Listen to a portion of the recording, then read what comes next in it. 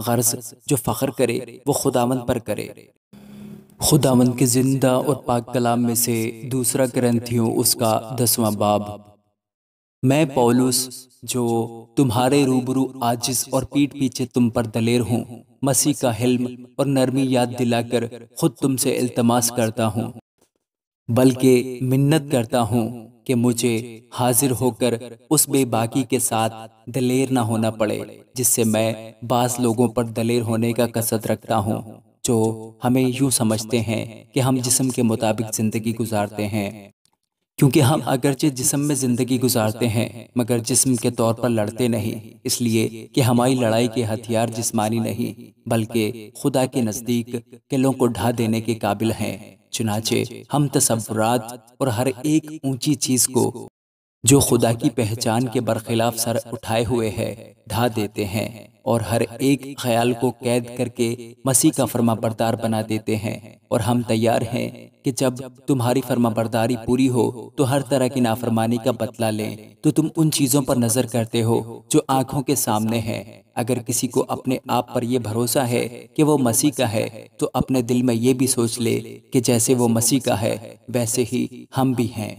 کیونکہ اگر میں اس اختیار پر کچھ زیادہ فخر بھی کروں جو خداوند نے تمہارے بنانے کے لیے دیا ہے نہ کہ بگاڑنے کے لیے، تو میں شرمندہ نہ ہوں گا۔ یہ میں اس لیے کہتا ہوں کہ خطوں کے ذریعہ سے تم کو ڈرانے والا نہ ٹھہروں، کیونکہ کہتے ہیں کہ اس کے خط تو البتہ مؤثر اور زبردست ہیں، لیکن جب خود موجود ہوتا ہے تو کمزور سا معلوم ہوتا ہے اور اس کی تقریر لچر ہے۔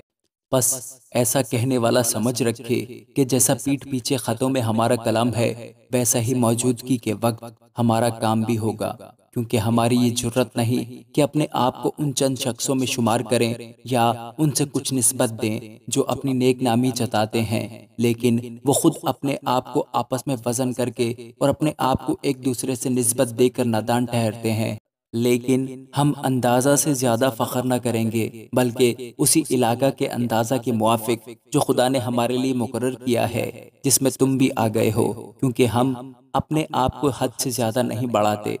جیسے کہ تم تک پہنچنے کی صورت میں ہوتا،